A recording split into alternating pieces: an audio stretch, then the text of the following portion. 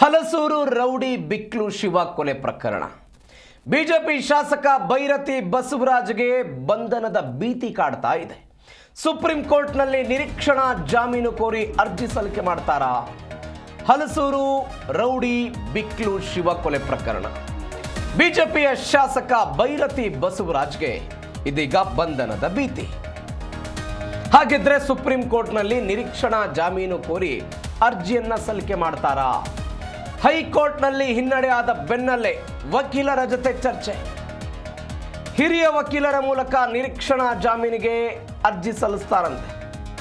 ಮಧ್ಯಾಹ್ನದ ಒಳಗೆ ಸುಪ್ರೀಂ ಕೋರ್ಟ್ಗೆ ಅರ್ಜಿಯನ್ನು ಸಲ್ಲಿಕೆ ಮಾಡೋದಕ್ಕೆ ಸಿದ್ಧತೆ ಮಾಡಿಕೊಳ್ತಾ ಇದ್ದಾರೆ. ರೌಡಿ ಶೀಟರ್ ಬಿಕ್ಲು ಶಿವ ಕೊಲೆ ಪ್ರಕರಣ. ಈ ಕೊಲೆ ಪ್ರಕರಣದಲ್ಲಿ ಬೈರತಿ ಬಸವರಾಜ್ ಹೆಸರು ಹೈಕೋರ್ಟ್ನಲ್ಲಿ ಹಿನ್ನಡೆಯಾದ ಬೆನ್ನಲ್ಲೇ ಇದೀಗ ವಕೀಲರ ಜೊತೆಗೆ ಬೈರತಿ ಬಸವರಾಜ್ ಚರ್ಚೆ ಅಂತೆ. ಯಾವುದಕ್ಕೆ? ಸುಪ್ರೀಂ ಕೋರ್ಟ್ನಲ್ಲಿ ನಿರೀಕ್ಷಣಾ ಜಾಮೀನು ಕೋರಿ ಅರ್ಜಿಯನ್ನು ಸಲ್ಲಿಕೆ ಮಾಡೋದಕ್ಕೆ. ಬಿಕ್ಲು ಶಿವ ಕೊಲೆ ಪ್ರಕರಣದಲ್ಲಿ ಬೈರತಿ ಬಸವರಾಜ್ ಅಕ್ಯೂಸ್ಡ್ ನಂಬರ್ 5 ಆಗಿದ್ದಾರೆ, FI ಆಗಿದ್ದಾರೆ. KR ಪುರದ ಬಿಜೆಪಿ ಶಾಸಕರಿವರು ಹೈಕೋರ್ಟ್ನಲ್ಲಿ ಹಿನ್ನಡೆ ಆಗಿದೆ. ಹೀಗಾಗಿ ಸುಪ್ರೀಂ ಕೋರ್ಟ್ಗೆ ಹೋಗೋದಕ್ಕೆ ಸಿದ್ಧತೆ. ಹಾಗಾದರೆ ಪೊಲೀಸರಿಗೆ ಸಿಗದೆ KR ಪುರದ ಶಾಸಕರ ಅಡಗಿದ್ದಲ್ಲಿ ಶತಾಯಗತಾಯ ಶಾಸಕರನ್ನ ವಶಕ್ಕೆ ಪಡೆಯುವುದಕ್ಕೆ CID ಟೀಮ್ ಸಜ್ಜಾಗಿದೆ ಅಂತೆ.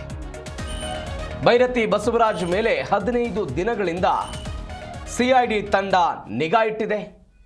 15 ದಿನದಿಂದ. ಕಳೆದ ಸಲ ಮಹಾರಾಷ್ಟ್ರದಲ್ಲಿ ಬೈರತಿ ಬಸವರಾಜ್ ಅಡಗಿ ಕೂತಿದ್ರು. ಇದೀಗ ಲುಕ್ಔಟ್ ನೋಟಿಸ್ ಅನ್ನು ಕೂಡ ಹೊರಡಿಸೋದಕ್ಕೆ CID ತಂಡ ಸಿದ್ಧತೆ ಮಾಡಿಕೊಂಡಿದೆ. ಅಂದರೆ ದೇಶವನ್ನು ಬಿಟ್ಟು ಯಾವುದೇ ದೇಶಕ್ಕೂ ವಿದೇಶಗಳಿಗೆ ಹೋಗಬಾರದು ಅನ್ನೋ ಕಾರಣಕ್ಕಾಗಿ ಲುಕ್ಔಟ್ ನೋಟಿಸನ್ನು ಜಾರಿ ಮಾಡೋದಕ್ಕೂ ಕೂಡ CID ತಂಡ ಸಿದ್ಧತೆ ಮಾಡಿಕೊಂಡಿದೆ ಅಂತ. ಬಿಕ್ಲು ಶಿವ ಕೊಲೆ ಪ್ರಕರಣ 2025 ಜುಲೈ 15ನೇ ತಾರೀಕಿಗೆ ನಡೆದಿತ್ತಿದು.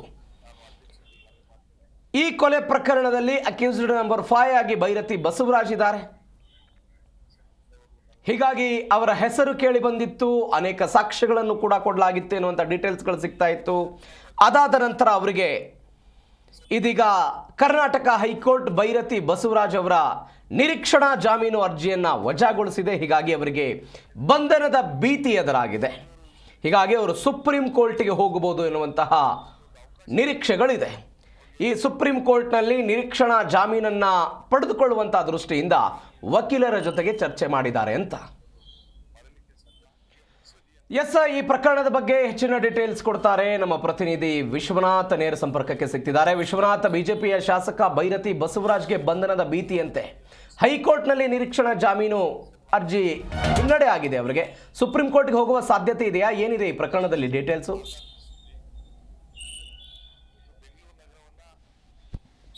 ಪ್ರವೀಣ್, ಬಿಕ್ಲು ಶಿವ ಕೊಲೆ ಪ್ರಕರಣಕ್ಕೆ ಸಂಬಂಧಪಟ್ಟಂತೆ ಈಗಾಗಲೇ CID ಅಧಿಕಾರಿಗಳು ತನಿಖೆಯ ಮುಕ್ತಾಯದ ಹಂತಕ್ಕೆ ಬಂದಿರುವಂತದ್ದು.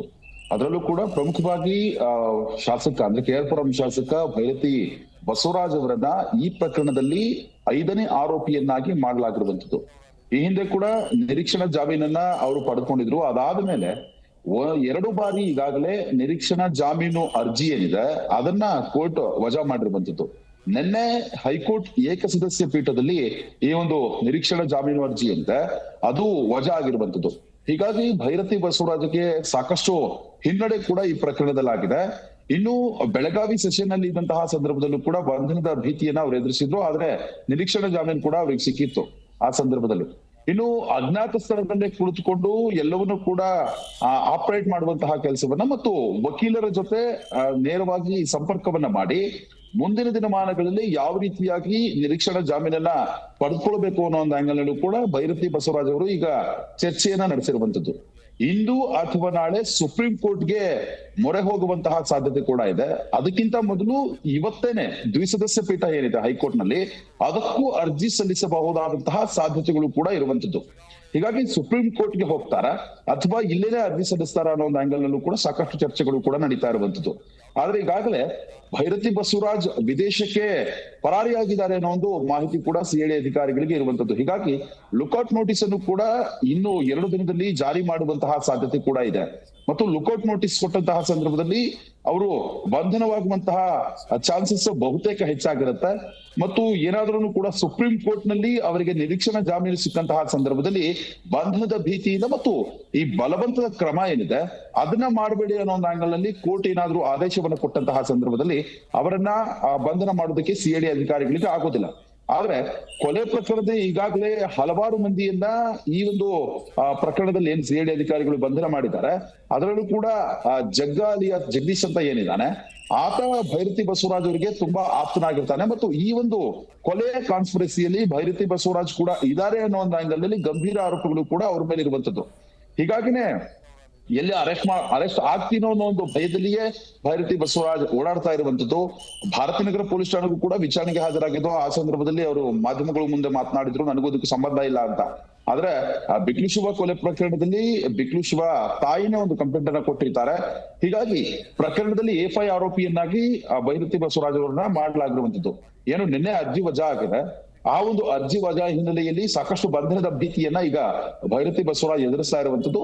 ಮುಂದಿನ ದಿನಮಾನಗಳಲ್ಲಿ ಸುಪ್ರೀಂ ಕೋರ್ಟ್ ಮೊರೆ ಮತ್ತು ಹೈಕೋರ್ಟ್ ನಲ್ಲಿರುವಂತಹ ದ್ವಿಸದಸ್ಯ ಪೀಠದ ಮೊರೆ ಹೋಗುವಂತಹ ಸಾಧ್ಯತೆ ಕೂಡ ಇದೆ. ಕಾದ್ ನೋಡೋಣ. ಆ ಸಂದರ್ಭದಲ್ಲಿ ಏನಾದ್ರೂ ಕೂಡ ಭೈರತಿ ಅವರಿಗೆ ನಿರೀಕ್ಷಣಾ ಜಾಮೀನು ಮಂಜೂರಾಯಿತು ಅಂತಂದ್ರೆ ಈ ಪ್ರಕರಣದಲ್ಲಿ ಸ್ವಲ್ಪ ಮಟ್ಟಿಗಿನ ರಿಲ್ಯಾಕ್ಸ್ ಕೂಡ ಅವರಿಗೆ ಸಿಗುವಂತಹ ಸಾಧ್ಯತೆ ಕೂಡ ಇದೆ. ಆದ್ರೆ ಏನಾದ್ರೂ ಕೂಡ ನಿರೀಕ್ಷಣಾ ಜಾಮೀನು ಅರ್ಜಿ ವಿಚಾರಣೆ ತಡವಾಗೋದಾಗಿರಬಹುದು ಮತ್ತು ಏನಾದ್ರೂ ಕೂಡ ನಿರೀಕ್ಷಣಾ ಜಾಮೀನು ಅರ್ಜಿ ಅಲ್ಲೂ ಕೂಡ ವಜಾ ಆಯ್ತು ಅಂತಂದ್ರೆ ಖಂಡಿತವಾಗ್ಲೂ ಕೂಡ ಅರೆಸ್ಟ್ ಆಗಬೇಕಾಗತ್ತೆ. ಅರೆಸ್ಟ್ ಆಗಿ ಅವರು ಸಿಐಡಿ ಅಧಿಕಾರಿಗಳ ವಿಚಾರಣೆಯನ್ನ ಎದುರಿಸಬೇಕಾದಂತಹ ಸಂದರ್ಭ ಎದುರಿಸಬೇಕಾಗತ್ತೆ. ಪ್ರವೀಣ್, ವಿಶ್ವನಾಥ್, ಶಾಸಕರು ಎಲ್ಲಿದ್ದಾರೆ, ಏನು ಎತ್ತ ಅನ್ನೋದ್ರ ಬಗ್ಗೆ ಅಧಿಕಾರಿಗಳಿಗೆ ಏನಾದರೂ ಡೀಟೇಲ್ಸ್ಗಳು ಸಿಗ್ತಿದೆಯಾ? ಪ್ರವೀಣ್, ಈ ಹಿಂದೆನೂ ಕೂಡ ಅವರು ಬೆಳಗಾವಿಯಿಂದ ಮಹಾರಾಷ್ಟ್ರ ಭಾಗಕ್ಕೆ ಹೋಗಿ ಅಲ್ಲಿ ಅಜ್ಞಾತ ಸ್ಥಳದಲ್ಲಿ ಇದ್ರು ಅನ್ನೋ ಒಂದು ಮಾಹಿತಿ ಕೂಡ ಆ ಸಂದರ್ಭದಲ್ಲಿ ಇತ್ತು. ಅವರನ್ನ ಹುಡುಕಾಡೋದಕ್ಕಾಗಿ, ಅವರನ್ನ ವಶಕ್ಕೆ ಪಡೆಯೋದಕ್ಕಾಗಿ 4 ಟೀಮ್ಗಳು ಕೂಡ ಕೆಲಸವನ್ನ ಮಾಡಿರುತ್ತೆ ಸಿಐಡಿ ತಂಡದಿಂದ. ಮತ್ತು ಆ ಸಂದರ್ಭದಲ್ಲೂ ಕೂಡ ಅವ್ರು ಲಾಕ್ ಆಗಿರ್ಲಿಲ್ಲ. ಆದ್ರೆ ಈಗ ಭೈರತಿ ಬಸವರಾಜ್ ದುಬೈನಲ್ಲಿ ಇದ್ದಾರೆ ಅನ್ನೋದು ಮಾಹಿತಿ ಕೂಡ ಇದೆ. ಹೀಗಾಗಿ ಅವರನ್ನ ದುಬೈನಲ್ಲೇ ಬಂಧನ ಮಾಡ್ತಾರೆ ಮತ್ತು ಈಗಾಗಲೇ ಲುಕ್ಔಟ್ ನೋಟಿಸ್ ಜಾರಿ ಮಾಡೋದಕ್ಕೂ ಕೂಡ ಅಧಿಕಾರಿಗಳು ಸಿದ್ಧತೆಯನ್ನ ನಡೆಸ್ಕೊಂಡಿದ್ದಾರೆ. ಹೀಗಾಗಿ ಎಲ್ಲೋ ಒಂದು ಕಡೆ ಭೈರತಿ ಬಸವರಾಜ್ ಅರೆಸ್ಟ್ ಆಗುವಂತಹ ಭೀತಿಯಲ್ಲಿಯೇ ಪಲಾಯನ ಆಗ್ತಾ ಇರುವಂತದ್ದು. ಹೀಗಾಗಿ ಅವರು ಎಲ್ಲಿದ್ದಾರೆ, ಯಾವ ಊರಲ್ಲಿದ್ದಾರೆ ಮತ್ತು ಯಾರ ಜೊತೆಗಿದ್ದಾರೆ, ಅವ್ರಿಗೆ ಆಶ್ರಯ ಕೊಟ್ಟವ್ರು ಯಾರು, ಎಲ್ಲಾ ಆಂಗಲ್ ಕೂಡ ಪರಿಶೀಲನೆ ನಡೆಸಬೇಕಾಗತ್ತೆ. ಹೀಗಾಗಿ ಈ ಸಿಐಡಿ ತಂಡಗಳು ಮುಂದಿನ ದಿನಮಾನಗಳಲ್ಲಿ ಈ ಬಗ್ಗೆ ಅವರನ್ನ ವಶಕ್ಕೆ ಪಡೆಯುವಂತಹ ನಿಟ್ಟಿನಲ್ಲಿ ಒಂದು ಕಾರ್ಯಗತವಾಗಬೇಕಾಗತ್ತೆ. ಯಾಕಂತಂದ್ರೆ ಕೊಲೆ ನಡೆದು ಕಳೆದ ವರ್ಷ ನಡೆದಂತಹ ಕೊಲೆ. ಹೀಗಾಗಿ ಇಲ್ಲಿವರೆಗೂ ಕೂಡ ತನಿಖೆಯ ಹಂತದಲ್ಲಿ ಸಿಐಡಿ ಅಧಿಕಾರಿಗಳು ಸಾಕಷ್ಟು ಸಾಕ್ಷ್ಯಗಳನ್ನ ಕಲೆಕ್ಟ್ ಮಾಡುವಂತದ್ದು ಎಲ್ಲವನ್ನೂ ಕೂಡ ಮಾಡಿದ್ದಾರೆ. ಎಲ್ಲೋ ಒಂದು ಕಡೆ ಭೈರತಿ ಬಸವರಾಜ್ ಕೂಡ ಈ ಒಂದು ಕಾನ್ಸ್ಪಿರಸಿಲಿ ಇದ್ದಾರೆ ಅನ್ನೋ ಒಂದು ಆ ಮಾಹಿತಿ ಕೂಡ ಕೆಲ ಸಾಕ್ಷ್ಯಾಧಾರಗಳು ಸಿಕ್ಕಿದೆ ಅಂತ ಹೇಳಲಾಗ್ತಾ ಇದೆ. ಹೀಗಾಗಿನೇ ಅವರನ್ನ ವಶಕ್ಕೆ ಪಡೆದುಕೊಂಡು ವಿಚಾರಣೆ ನಡೆಸಬೇಕು ಮತ್ತು ಈ ಆರೋಪಿಗಳು ಯಾರ್ಯಾರು ಇದ್ದಾರೆ ಅವರ ವಿರುದ್ಧವಾಗಿ ಚಾರ್ಜ್ ಶೀಟ್ ಸಲ್ಲಿಸಬೇಕಾದಂತಹ ಒತ್ತಡದಲ್ಲೂ ಕೂಡ ಸಿಐಡಿ ಅಧಿಕಾರಿಗಳು ಇರುವಂತದ್ದು. ಹೀಗಾಗಿ ಭೈರತಿಗಾಗಿ ಸಾಕಷ್ಟು ಹುಡುಕಾಟವನ್ನ ನಡೆಸುವಂತಹ ಸಾಧ್ಯತೆ ಕೂಡ ಇರುವಂತದ್ದು. Praveen, okay Vishwanath, thank you ನಿಮ್ಮೆಲ್ಲ ಡೀಟೇಲ್ಸ್ಗೆ.